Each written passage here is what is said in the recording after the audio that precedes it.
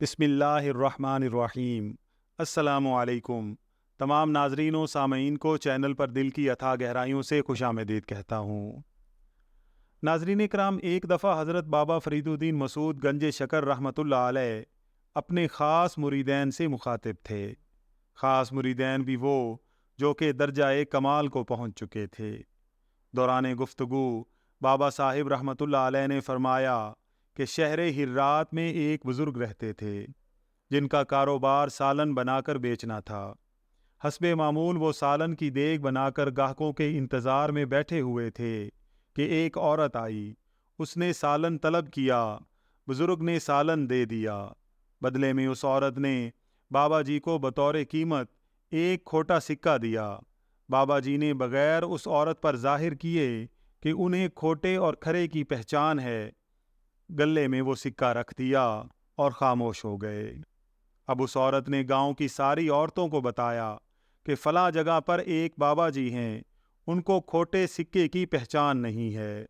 پھر اور عورتیں اور لوگ بھی آئے، بابا جی سے سالن طلب کرتے اور بدلے میں کھوٹے سکے دے کر چلے جاتے۔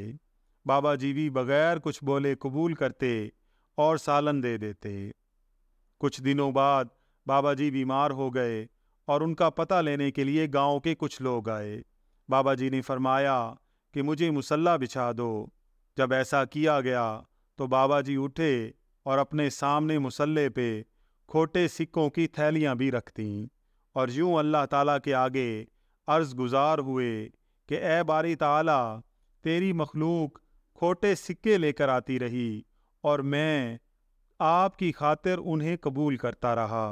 اے پیکر حق، اے میرے رب، آج میرا وقت آخر ہے تو بھی میری کھوٹی نمازیں، کھوٹے روزے اور کھوٹے سجدے قبول فرما لے۔ تھوڑی دیر گزرنے کے بعد وہاں کے در و دیوار کانپنے لگے اور آواز آئی کہ ہم نے تمہاری دعاؤں کو قبول کر لیا اور تمہارے ساتھ درگزر کیا اور جنت میں نبیوں اور صدیقوں کا پڑوسی کیا۔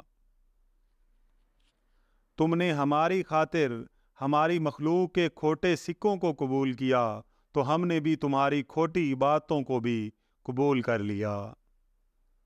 ناظرین اکرام، اللہ تعالیٰ سے دعا ہے کہ اللہ تعالیٰ ہمیں بھی راہ ہدایت پر استقامت عطا فرمائے۔ اللہ تعالیٰ سے دعا ہے کہ اللہ تعالیٰ ہم سب کا حامی و ناصر ہو۔ آمین یا رب العالمین۔